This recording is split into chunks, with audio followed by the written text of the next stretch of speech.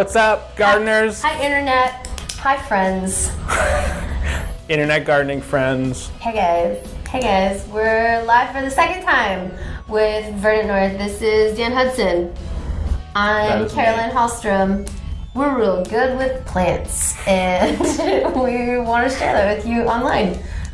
This is our first recording without beers this time. Yeah, we've never done this actually. I know, so if this is awkward, bear with me. But you know what? It's Wednesday and we're adults, so maybe... It's a work night. But it's after 5. I don't know. We're going to do this recording fast, and then we're probably... Sacrifices must be made. To the bar. I think that's probably going to happen.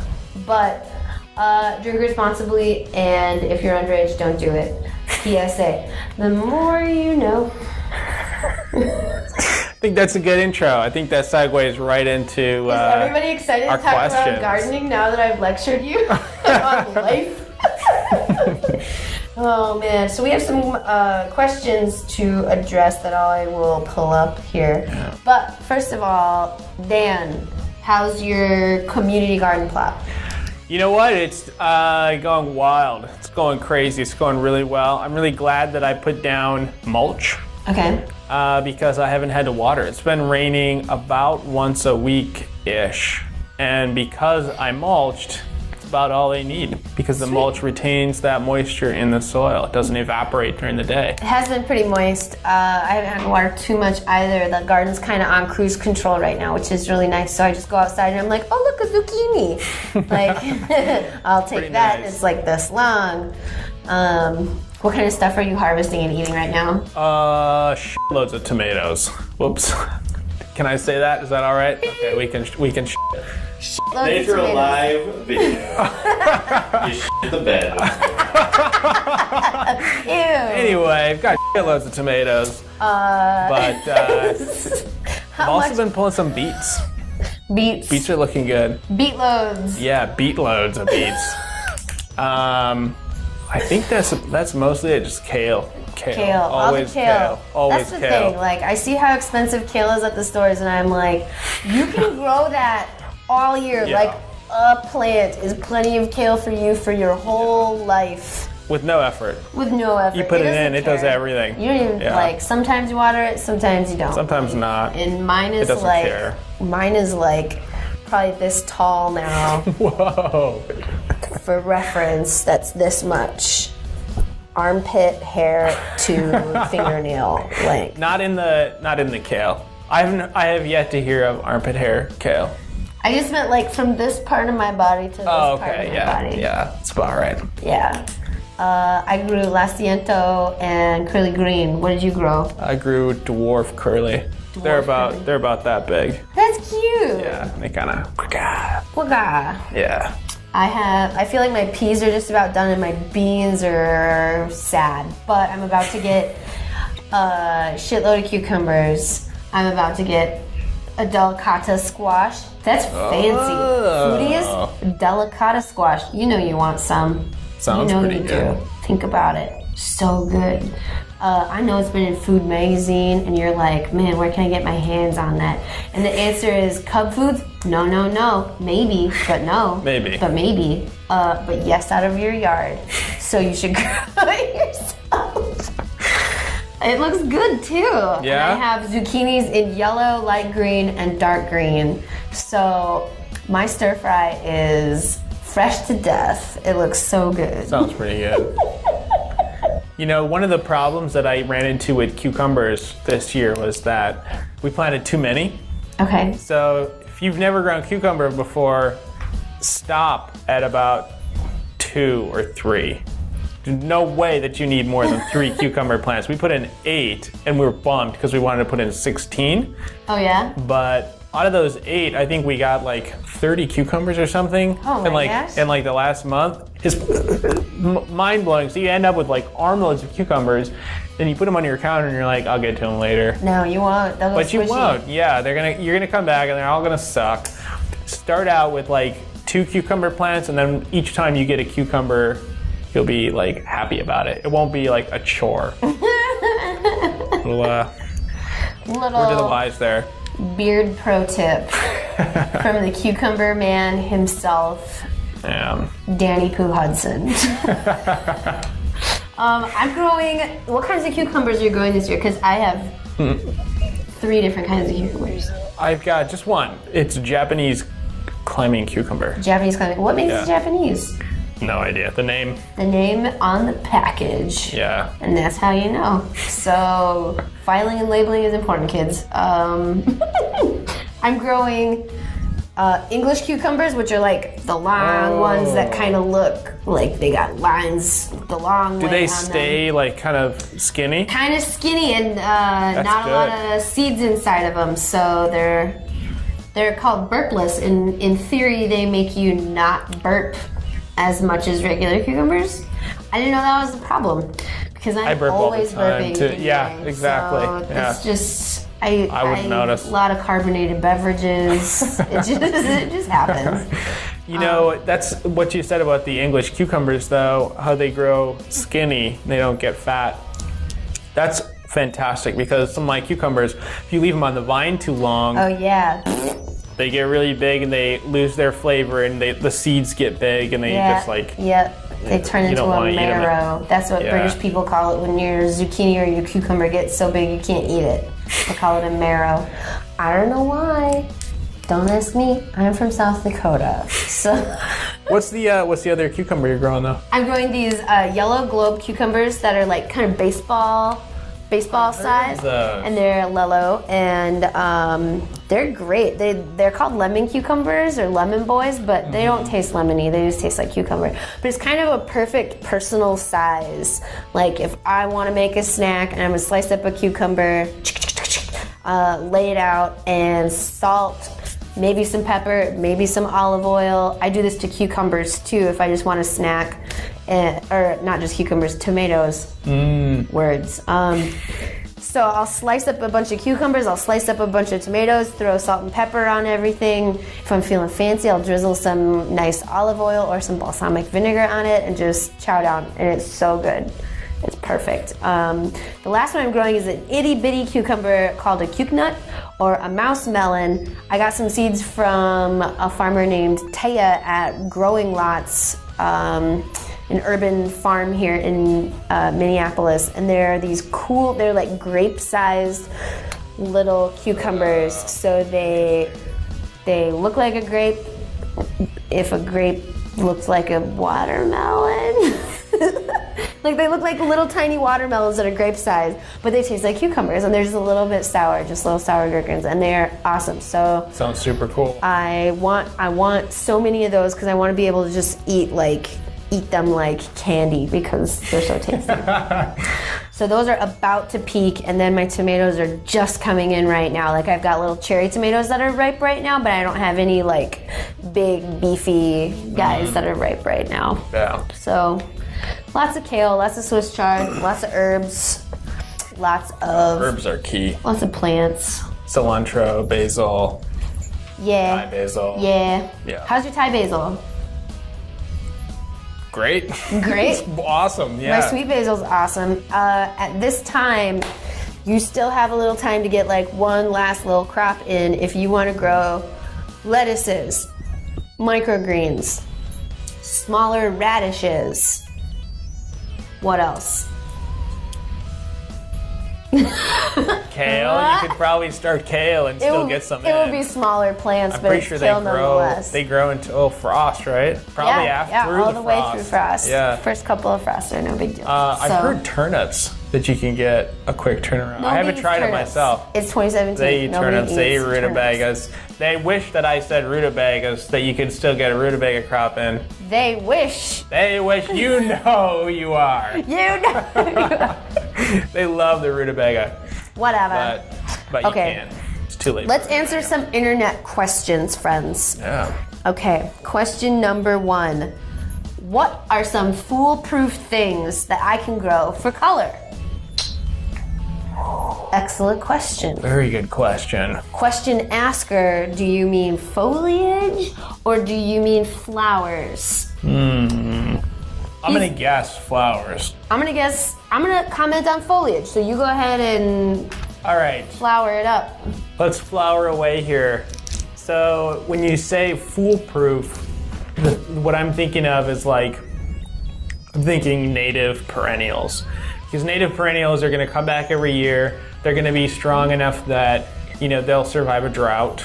You don't have to like be on there, watering them. If it's a sunny day or something, you just let them go. They take care of themselves. Echinacea, yarrow, and maybe butterfly weed or monarda. Those are kind of like my go-tos. They're also tall. Yeah. So that's the other thing. They're pretty commonly like 3 feet-ish, 3 to 4 feet. That's like... Without breaking a sweat. That's like... Armpit to fingernail. That's pretty tall. So if you're looking for shorter stuff, you might be able to find like dwarf varieties of those. They might not be as cold hardy, it kind of depends. If you're looking for annuals, like if you have like a front garden bed, you could do stuff like impatiens are pretty easy, but they kind of like shade.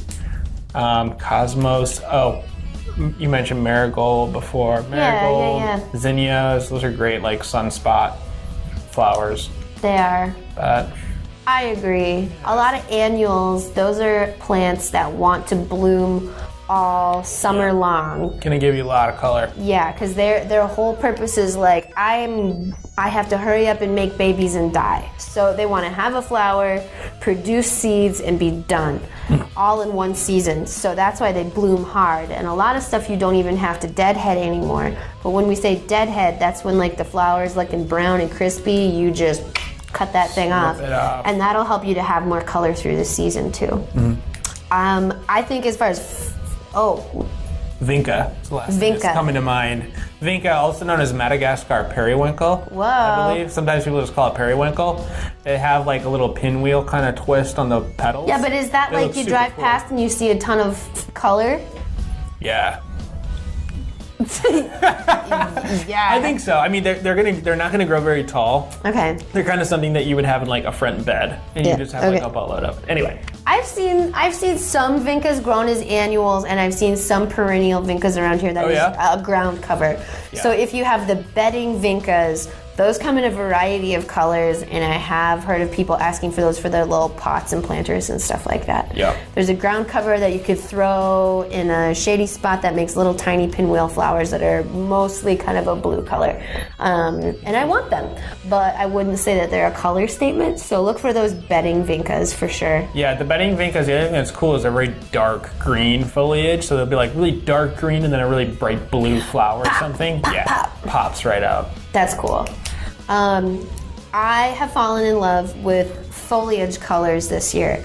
My favorite new color this year is this hot pink that I've done with Pink Chaos Coleus. Oh. And I love it. And I break off chunks of it and root it out and then stick it in other parts of my yard.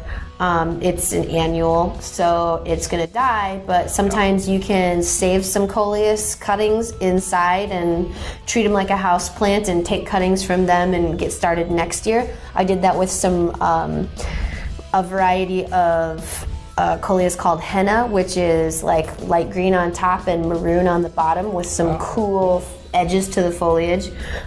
Those are beautiful, and I have had some red coleus do well with that too. So it's like, it's a gamble a little bit. Like sometimes I have stuff that doesn't make it because it gets a little like diseased or moldy or something like that because I wasn't changing water soon enough or frequently enough. So coleus for sure. They come in pinks, purples, greens, dark greens, and usually yellows. Like cool like designs and stuff. Yeah. They kind of have interesting patterns on the leaves. They're cheap and easy, and they'll do sun or shade depending on the variety you get. The fancier it is, the more sun it can do.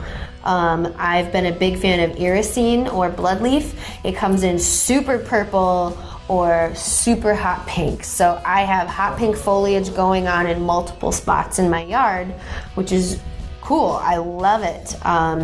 There are some sedums that with more sun turn a purple red color. So I've got red leaves going on in a bunch of spots, pink leaves going on in a bunch of spots. I have some varieties of hostas that are super bright yellow. and super bright lime greens. So I'm bringing in diversity of color tones, and that's been a lot of fun. So the cool thing about having color in your foliage is that it's that color all the time. You don't have to wait for another bloom. It's just always cool colors. So, and most annuals that are colorful for foliage, if a chunk breaks off because your 6-month-old puppy runs through your new riverbed garden, Lana, you can just stick that chunk that broke off in water and it'll root out and you can stick it somewhere else later. Like, trying to install a new garden with a new puppy has been ridiculous, but I don't get really worked up if she stomps on one of my annuals because I can just root out all the chunks she knocked off, or I can go back to the greenhouse and spend another $3, $3 to $5 on a plant to replace it. It's already August, so I only have like a month or so left of the growing season here before we start getting into frost danger territory. So I'm not gonna sweat it. I'm kind of a Hakuna Matata gardener. You know what I would point out about foliage plants is fall foliage. Oh, yep. One of my favorites for fall foliage is Virginia creeper. Oh my God, you're Virginia creeper. If it like, you know, you'll see it covering the side of a building or something, and it'll just all be like this beautiful maroon color, like deep reds and stuff like that. It's legit. Noted. He's on the Virginia creeper train, but I'm not ready to talk about fall stuff yet because I'm in denial. So we are going to continue. We're going to change the subject. Our next question is, each year my hollyhocks rust. Why does this happen and what can I do about it? I'm going to pass on that question. Yep, I have no idea. Pass. We'll look into it. Future episode. Next time. Maybe next time. All right, how about this one? Raspberries. Each year our raspberries grow stalks like crazy, but we get hardly any fruit. Why is this and what can I do about it? All right, so here's the thing about raspberries. Depends on what variety of raspberries you've got. So some raspberries will set fruit only on new growth. Okay. Some varieties set fruit only on old growth. So if you're trimming back all of your raspberries every year, it could be that you have an old growth variety that it needs like 1 or 2 years before it's going to set fruit on those canes. So if you don't know what variety you've got, just let them go. Don't prune them this year. Yep. Don't prune them this year. And next year, if you also don't get any fruit, also don't prune them. The third year, also don't prune them. Maybe it depends. You might be able to get it identified. Yeah.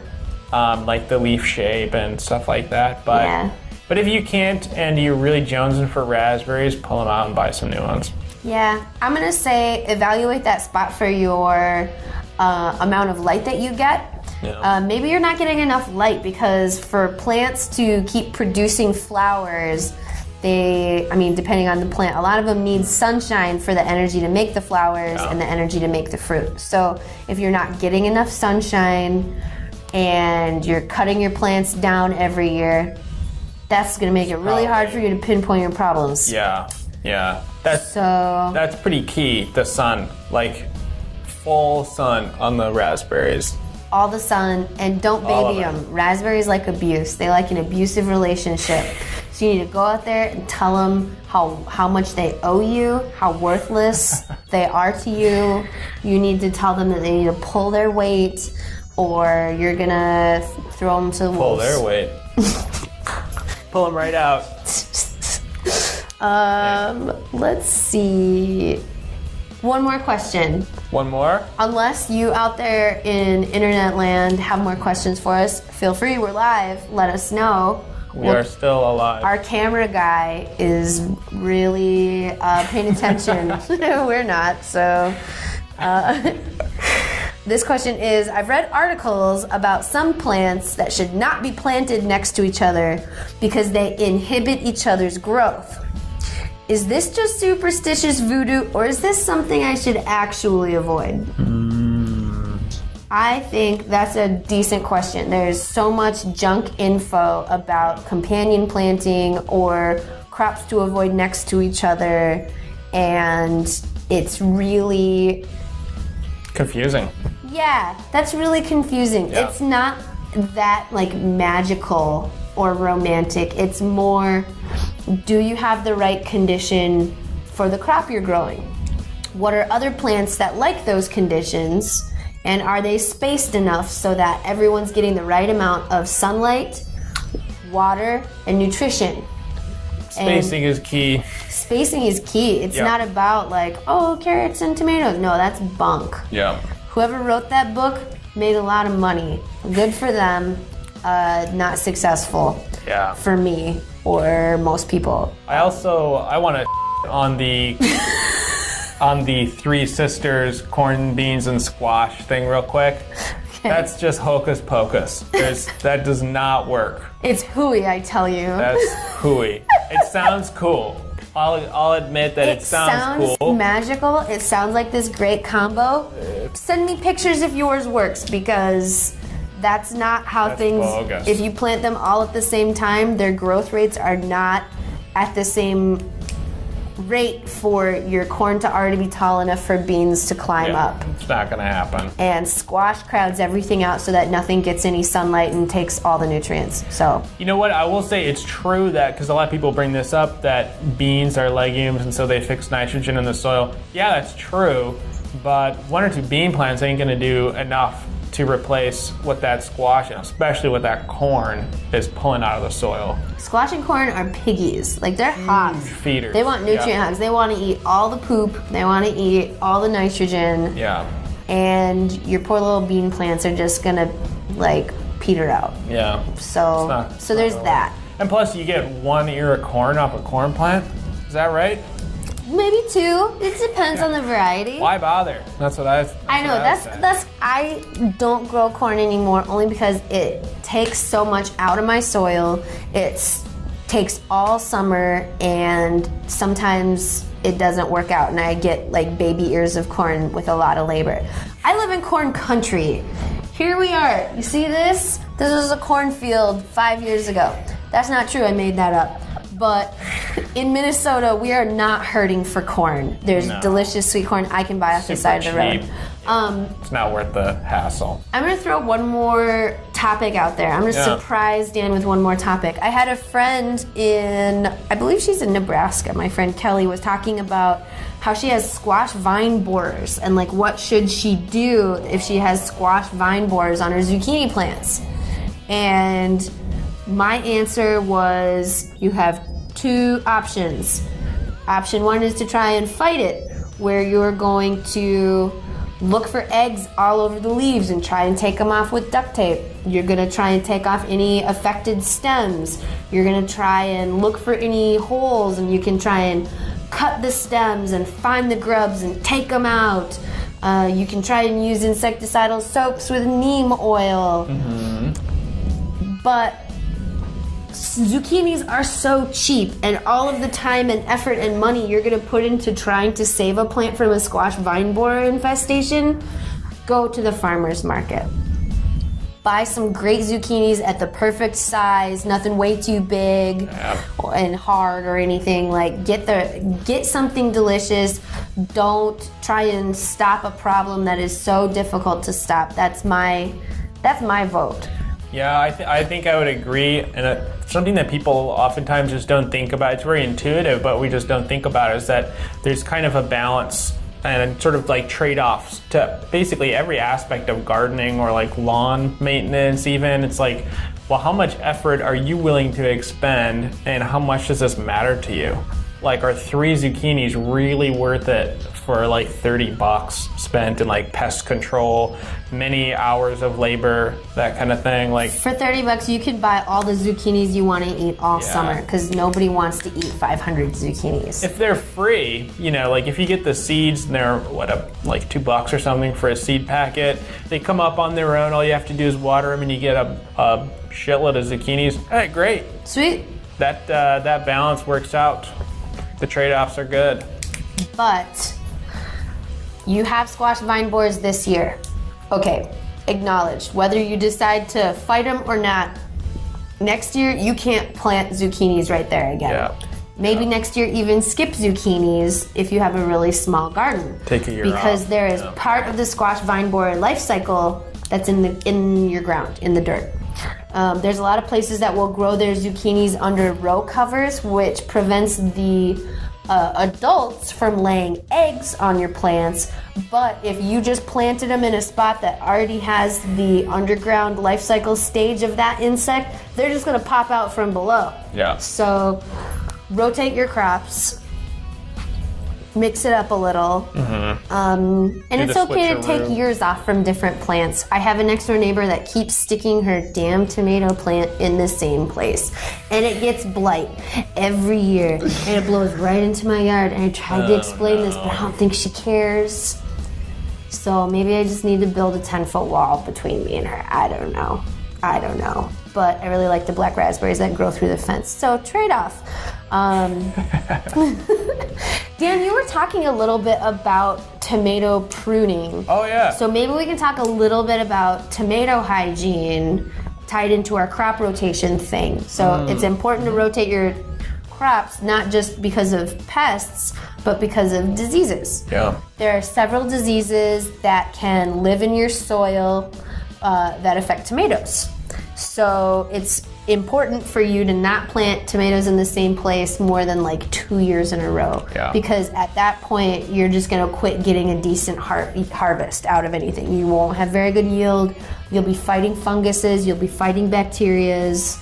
You're just not gonna get a lot. So I like to plant my tomatoes in straw bales now. And we were talking about pruning and whether or not it's necessary. Yep. I only prune when I can see that there are affected leaves that I want to take off. Maybe they have some little black dots on them, and I don't know if it's early blight or late blight, but I'm going to take clean scissors that I disinfected with rubbing alcohol, and I'm going to cut them all off and wash my scissors with rubbing alcohol again before I go to another plant. Just to slow down the spread of blight and that kind of thing. Yeah. Air circulation is important, so pruning for air circulation within your plants. And then later towards the end of the summer, if I've got a bunch of green fruit on the plants and it keeps trying to grow taller, I'm gonna chop it off at the top so that it focuses more on the green fruits before we get frosty outside. Yeah. Is it necessary to prune your tomato plants, Dan? Unclear. Actually, no, it's not necessary to prune the tomato plants unless there is a problem. Okay. So like you mentioned, like airflow, if you're growing a tomato and it's just like super jungly in there and you've got tomatoes and you're worried that because there's maybe it's in a corner near some fences or something where it gets plenty of light, but the air circulation isn't really there, then that could be a problem. So then, it might make sense to go in and like do some trimming. Another thing people will often do is trim the suckers Oh yeah. that like spout off. So if you've got like, let's do a little demo here. So you've got your tomato stalk, your like trunk of your tomato, and then it's like woo, and it starts growing a little branch coming out off to the side. In that crotch, there you go. That's the sucker right there.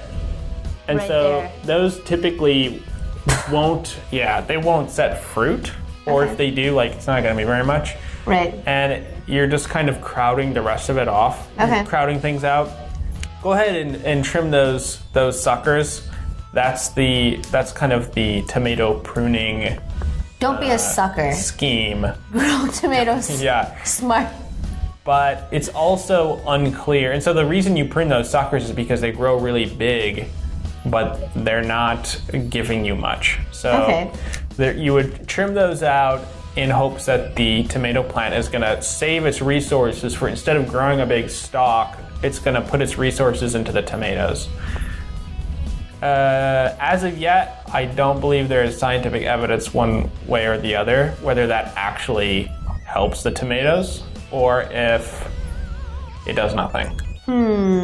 So the jury's out, but it sounds like it would help. I think it's just because studies haven't been actually done on that. I feel like Pretty there's sure a that's grant in your future to study tomato suckers. Are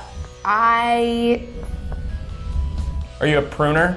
I'm not like a super pruner. Like I said, just if something doesn't look good. Yeah. It doesn't matter what plant it is. If there's something on a plant that doesn't look good, I'm gonna cut that off because plants don't heal. Like it's not like, oh, that leaf looks better now. No. It's a really good point. If something doesn't look good on a plant can't heal itself. Yeah. It just grows new leaves. So rip the old stuff off or delicately snip it off with sterile shears. Whatever your style is. Mm-hmm. I'm not gonna judge. Sometimes I just rip stuff off. You know, and that's a good thing that also applies to other areas like indoor gardening, like houseplants. Oh yeah. Like a lot of times people will have like, they'll forgot to water 1 week or something, and so their leaves are all like dried and crusty, or like half dried and crusty, and they go, If it's crunchy, it's not coming back. That portion is gone. Plants No don't way. have the ability to like heal or to like, you know, rebuild what once was. They can't do that. They can Right. only grow new stuff. But anyway, It's okay to kill plants. It's okay. it's okay. No one's gonna arrest you for it, Nope. probably. We'll tease you. Oh. I hear we have a question, Internet Randy. Tell me what it is. This is from our lovely listener, Andrea Barrett, and viewer. Why do my jade plants keep getting fungusy stuff? Oh, your jade plants? Yeah. Oh, inside? That's a great question. Fungusy stuff, is it fungus gnats or is it like mold fungus? I feel like she would have said bugs if she meant fungus gnats. Yeah, but so you're right. I'm gonna assume that she's talking about the succulent plants getting some kind of fungusy stuff. Probably too much water. Fungus can only grow if there's a lot of water, and since jades are a little bit on the succulent side, they can handle less water. Yeah. So make sure your plant has good drainage in the bottom. I haven't looked at all your plants, Andrea. I'm not completely sure exactly why, but have good drainage. If you want to switch out, maybe repot it and get rid of some of the yucky soil and go to the new stuff. Take off any affected leaves that look really nasty because they're not going to get better. Especially from the soil level. Sometimes if a leaf dries and it dies or something and it falls onto the pot, you gotta clean those out. 'Cause otherwise, Clean it out.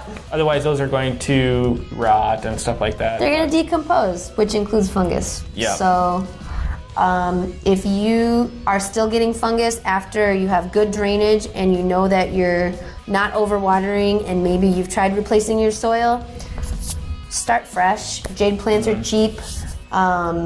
I end up always killing them, not because of fungus, but because I can't get the light conditions quite right inside of my house. And they either get sunburned or they don't get enough sun, and they kind of like stop for me. Dan. Cucumber, sorry, I don't Rude. like cucumbers. You know, another thing about that drainage that I like to stress is that pull the pot out of, you know, people will have a plant in a decorative like clay thing that's like painted and whatever, and it looks really cool. So you gotta take the plant out of that when you water it. Oh, so you're saying leave it in the plastic pot you get it in at the Yep. store, Yep. And you can put or it, repot it into another sleeve and use Yeah. the pretty pot as your sort of a cover. cover. Okay. Yeah.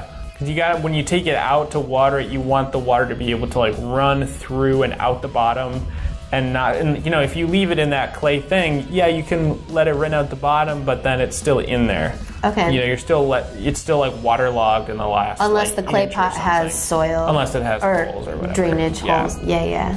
Okay, so check for drainage. And then start over.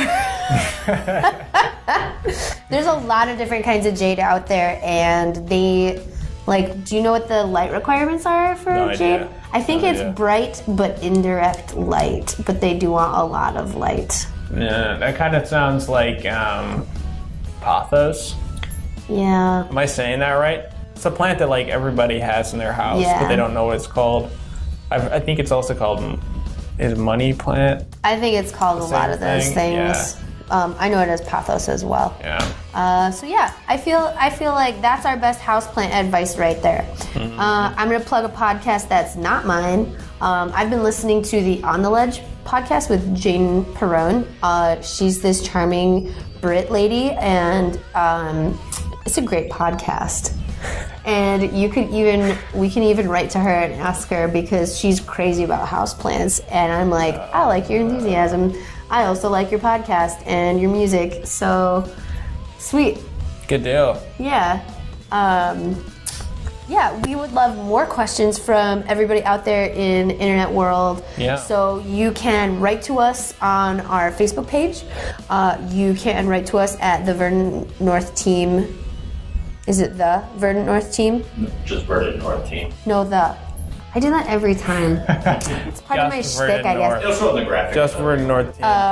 Check out the sweet graphics at the end of the recording for Verdant North Team at gmail.com. If you want to email us directly, you can always reach out to Dan Hudson or Caroline Hallstrom on Facebook. We're on Twitter and the Instagrams as well. Also, if you have cocktail questions, we'll make Nikki answer some questions for us too. So Nikki Lyons, certified spirit specialist, will be back with us when we record our next episode of Verdant North tomorrow. I believe we're covering all topics puppy dog related in your yard and your house, with plants and snacks and gardens. I thought you were going to say puppet show related for And a second. puppet shows. Puppy dog related. Puppy dogs. Puppy Puppet dog, shows. Puppet plant. Puppy puppet show. Anyway. Anyways, Gardening puppets. thank you for being live with us here this evening on Wednesday in August. And yeah, you'll hear from us soon. Send us your questions and have a good night. Toodly-doo. Bye.